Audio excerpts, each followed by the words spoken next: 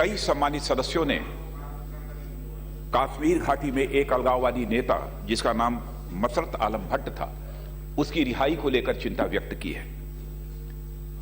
मैं सदन को सबसे पहले तो यह आश्वस्त कर देना चाहता हूं कि अध्यक्ष महोदय,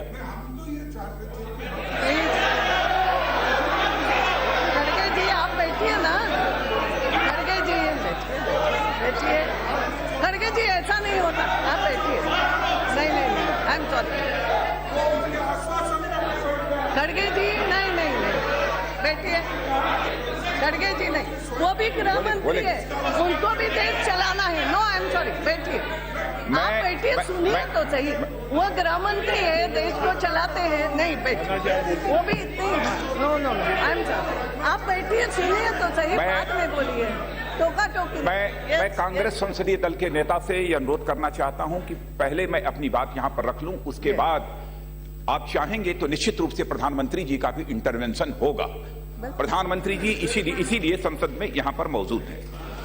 अध्यक्ष महोदया, मैं ये अनुरोध कर रहा था कि कश्मीर वैली के एक अलगाववादी नेता मसरत आलम भट्ट की रिहाई को लेकर क्या है,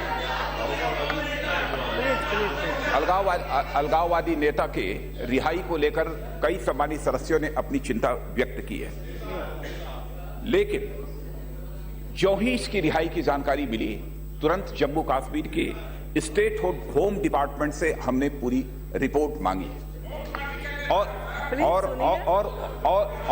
वह report nothing will go on record, nothing will go on record, only home minister. क्यों नहीं और वह रिपोर्ट हमें प्राप्त हो चुकी है। लेकिन अध्यक्ष महोदया, मैं पूरे सदन को अपनी तरफ से, अपनी सरकार की तरफ से आश्वस्त करना चाहता हूं कि इस देश में पब्लिक सेफ्टी और पब्लिक सिक्योरिटी का जब भी कोई सवाल खड़ा होगा, हमारी सरकार किसी भी सूरत में उससे कंप्रोमाइज नहीं करेगी। नंबर 2, और अध्यक्ष महोदया, मैं यह बात इसलिए कह रहा हूं कि अध्यक्ष महोदया, हम राजनीति करते हैं तो हम राजनीति केवल सरकार बनाने के लिए नहीं करते हैं, हम राजनीति करते हैं तो हम देश बनाने के लिए अध्यक्ष महोदया राजनीति करते हैं। लेकिन जो भी जानकारी Jammu Kashmir state home department के द्वारा प्राप्त हुई है, वह जानकारी पहले मैं इस सदन के सभी सम्मानित सदस्यों के संज्ञान में यहां लाना, इसे मैं अपना दायित्व समझता हूं। प्लीज मसरत आलम भट्ट, मसरत आलम भट्ट, ये 2010 में जब कश्मीर वैली में एक बहुत ही उग्र प्रदर्शन हुआ था, बहुत ही उग्र आंदोलन था, उसमें प्रमुख भूमिका इस मसरत आलम भट्ट ने निभाई थी। और इस मसरत आलम भट्ट के ऊपर 27 क्रिमिनल केसेज हैं। 1995 से लेकर इसके ऊपर 27 क्रिमिनल केसेस हैं। और क्रिमिनल केसेस कैसे हैं अध्यक्ष महोदया? अटेम्प्ट टू मर्डर के हैं, कॉन्स्पिरेसी के हैं, और साथ ही साथ सेडिशन के भी इसके ऊपर जो है केसेस लगे हुए हैं। यह एक ऐसा व्यक्ति है।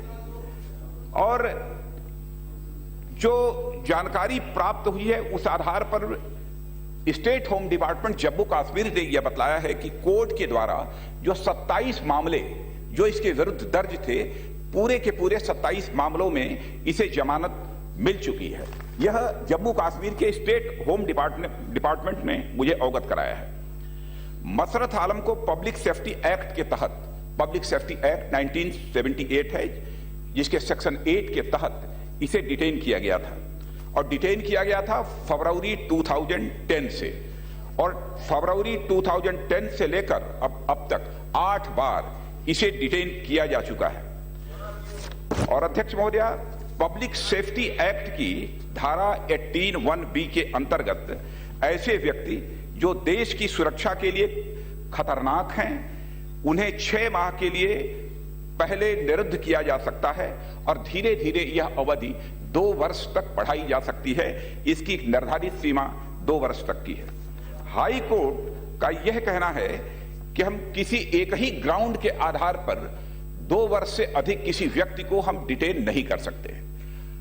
ये हाई कोर्ट का ग्राउंड है। यदि हम किसी को डिटेन करना चाहते हैं तो उसके लिए फ्रेश ग्राउंड चाहिए, फ्रेश चार्जेस चाहिए, ये हाई कोर्ट का कहना है।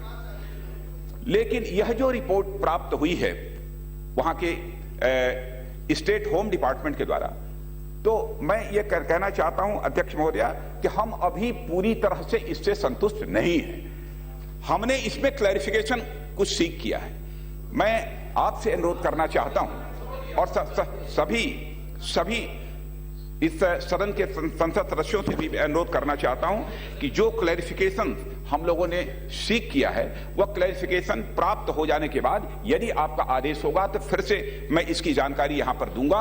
और इतना ही नहीं, सदन को यह भी आश्वस्त कर देना चाहता हूं, सेंट्रल गवर्नमेंट के द्वारा इस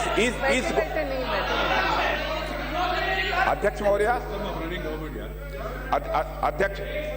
अध्यक्ष महोदया, इस पूरे मामले को हमारी सरकार ने भी बहुत ही गंभीरता पूर्वक लिया है और मैं सदन को आश्वस्त करना चाहता हूं कि पूरा क्लैरिफिकेशन स्टेट गवर्नमेंट के द्वारा प्राप्त हो जाने के बाद कठोर से कठोर एडवाइजरी यदि जारी करने की आवश्यकता हुई तो हमारी भारत सरकार वह कठोर से कठोर एडवाइजरी भी जारी करेगी।